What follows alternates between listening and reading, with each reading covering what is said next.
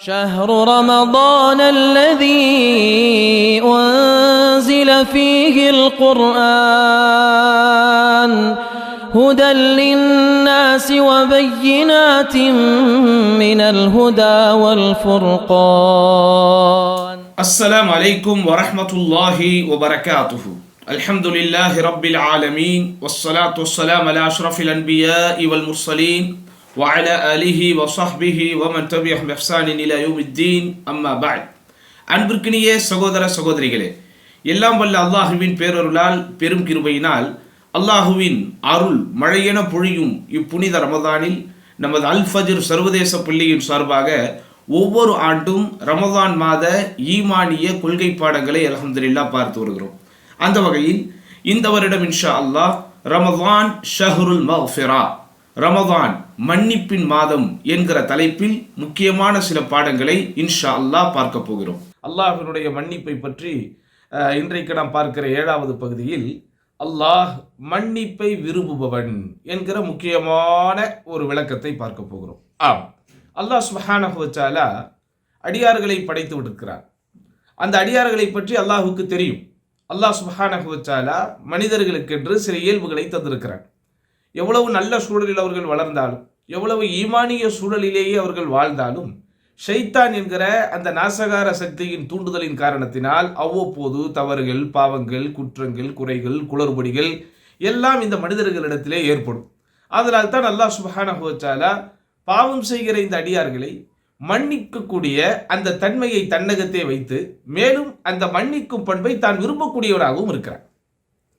அதாவது இந்த ரமதான் மாதத்தின் இறுதி 10 தினத்தின் ஒற்றைப்படை இரவுகளில் ஒரு இரவிலே வரும் என்று ரசூலுல்லாஹி ஸல்லல்லாஹு அலைஹி வஸல்லம் வாக்களித்த லைலத்துல் கத்ர் இரவை நாம் அனுஷ்டித்தால் என்ன துஆ சொல்ல வேண்டும் என்று அன்னை ஆயிஷா ரலியல்லாஹு அன்ஹா அவர்கள் கேட்டபோது அல்லாஹ்வுடைய தூதர் சொல்லிக் கொடுத்த அந்த துஆவே இதற்கு ஒரு பெரிய எடுத்துக்காட்டு. அல்லாஹும்ம இன்னக அஃபுவுன் துஹிப்புல் அஃப்வ ஃபஅஃபு அன்னி. யா அல்லாஹ், நீ மன்னிக்க கூடியவன், மன்னிப்பை விரும்புபவன், எனக்கு மன்னிப்பை தந்தருள்வாயாக என்கிற இந்த பிரார்த்தனையின் சாரமே அல்லாஹ் மன்னிப்பு என்கிற தனது மகா குணத்தை மிகவும் விரும்பக்கூடியவனாக இருக்கிறான் என்பதை புரிந்து கொள்ளலாம். அல்லாஹ் சுப்ஹானஹு வ தஆலா மன்னிப்பு என்கிற குணத்தை மட்டுமல்ல, அவனுடைய கண்ணியத்திற்கும் உயர்விற்கும் ஏற்றாற்போல் என்னென்ன பெயர்களையும் பண்புகளையும் தனக்கு அவன் சூட்டியிருக்கிறானோ, தனக்கு அவன் தேர்ந்தெடுத்திருக்கிறானோ, அப்படிப்பட்ட எல்லா பண்புகளையும் அல்லாஹ் நேசிக்கிறான் என்பதையும் நாம் என்ன செய்ய வேண்டும்? உணர்ந்து கொள்ள வேண்டும். உதாரணமாக நபிகள் நாயகம் ஸல்லல்லாஹு அலைஹி வஸல்லம் சொல்கிறார்கள், இன்னல்லாஹ அஸ்ஸ வ ஜல் ஹலீமுன் ஹய்யுன் சித்தீருன். நிச்சயமாக அல்லாஹ் சுப்ஹானஹு வ தஆலா சகிப்புத்தன்மை கொண்டவனாக, மேலும் வெட்க குணம் கொண்டவனாக, குற்றங்களை மறைக்கக்கூடியவனாகவும் இருக்கிறான். யுஹிப்புல் ஹயாஅ வஸ்ஸித்ர். அல்லாஹ் நாணத்தை, அதாவது வெட்கத்தையும் மறைக்கும் பண்பையும் விரும்பக்கூடியவனாக இருக்கிறான். இன்னொரு ஹதீஸிலே பாருங்கள், இன்னல்லாஹ தஆலா ஜமீலுன் யுஹிப்புல் ஜமால். நிச்சயமாக அல்லாஹ் அழகாக இருக்கிறான், அழகானவனாக இருக்கிறான், மேலும் அழகை நேசிக்கிறான். இன்னொரு ஹதீஸிலே பாருங்கள், இன்னல்லாஹ தஆலா ஜவ்வாதுன் யுஹிப்புல் ஜூத். நிச்சயமாக அல்லாஹ் கொடையாளியாக இருக்கிறான், கொடைத்தன்மையை விரும்புகிறான். வயுஹிப்பு மஆலியல் அஹ்லாகி வயக்ரஹு சஃப்ஸாஃபஹா. அல்லாஹ் குணங்களில் உயர்ந்த குணங்களாக இருக்கிற எல்லா நற்குணங்களையும் அவன் நேசிக்கிறான், தாழ்ந்த மட்டமான மோசமான எல்லா குணங்களையும் அவன் வெறுக்கிறான். இன்னொரு ஹதீஸில், இன்னல்லாஹ ரஃபீகுன் யுஹிப்புர் ரிஃப்க். நிச்சயமாக அல்லாஹ் மென்மையானவனாக இருக்கிறான், மென்மையை நேசிக்கிறான். இன்னல்லாஹ கரீமுன் யுஹிப்புல் குரமா. நிச்சயமாக அல்லாஹ் சங்கையானவனாக, கண்ணியமானவனாக இருக்கிறான், மேலும் அவன் சங்கையானவர்களை, மேலானவர்களை நேசிக்கிறான். இப்படி நிறைய ஹதீஸ்கள் வருகிறது. இந்த ஹதீஸ்கள் அனைத்து நமக்கு சொல்லித்தரக்கூடிய பாடங்கள் என்ன, அல்லது இந்த ஹதீஸ்கள் அனைத்திலிருந்து நாம் பெறக்கூடிய படிப்பினைகள் என்ன? அல்லாஹ் சுப்ஹானஹு வ தஆலா தனக்கென சூட்டி இருக்கிற, தனக்கென தேர்ந்தெடுத்திருக்கிற அந்த அழகிய பண்புகளையும் உயர்ந்த பண்புகளையும் அவன் மிகவும் நேசிக்கிறான். அப்போ அவன் நேசிக்கக்கூடிய பண்புகளை பற்றி நாம் அறிந்து வைத்திருப்பது அவசியம் அல்லவா? அதனால் தான் அல்லாஹ் குர்ஆனில் துஆ கேட்கக்கூடிய, பிரார்த்தனை செய்யக்கூடிய ஒழுங்கை பற்றி சொல்லும்போது ஃபலில்லாஹில் அஸ்மாஉல் ஹுஸ்னா ஃபதுஊஹு பிஹா.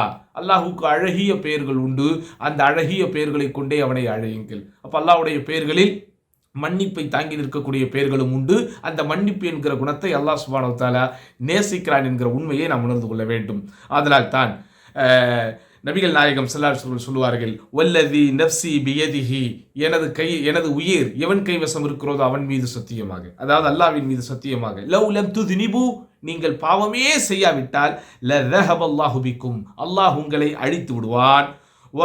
وَلَجَاءَ بِقَوْمٍ يُذْنِبُونَ فَيَسْتَغْفِرُونَ اللَّهَ فَيَغْفِرَ لَهُمْ, பாவம் செய்யக்கூடிய ஒரு சமூகத்தை அல்லாஹ் கொண்டு வருவான். அவர்கள் அல்லாஹ்விடத்திலே பாவ மன்னிப்பு கேட்பார்கள். அல்லாஹ் அவர்களுடைய பாவங்களை மன்னிப்பான்.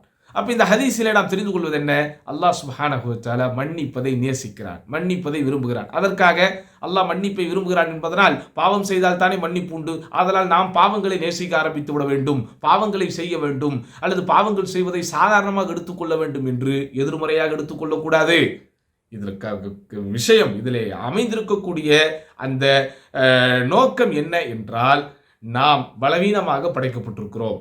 நம்மிடத்திலே பலவீனங்கள் தென்படும், பலவீனங்கள் வெளிப்படும். அந்த பலவீனத்தின் காரணத்தினால் நாம் பாவங்கள், தவறுகள், பிழைகள், சிறு குறு பெரு தவறுகள் நாம் செய்து விட்டோம் என்றால் நாம் அல்லாஹ்வினுடைய அந்த மன்னிப்பில் நிராசை அடைந்து விடக்கூடாது, அல்லாஹ்வினுடைய கருணையில் நிராசை அடைந்து விடக்கூடாது.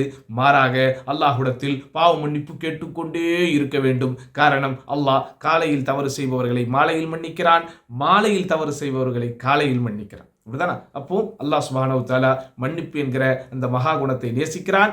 அந்த விஷயத்தை நாம் உள்ளத்திலே வைத்து அல்லாஹ்விடத்திலே பாவ மன்னிப்பு தேடிக்கொண்டே இருக்க வேண்டும். அல்லாஹ்விடத்தில் பாவ மன்னிப்பு தேடுவதிலே ஒரு காலம் நாம் சோம்பல்தனமோ நிராசையோ நம்மிடத்திலே வந்து விடக்கூடாது. அல்லாஹ் சுப்ஹானஹு வ தஆலா ஒரு அடியான் அவனிடத்திலே கேட்கக்கூடிய பாவ மன்னிப்பை மிக மிக மிக மிக மிக நேசிக்கிறான்.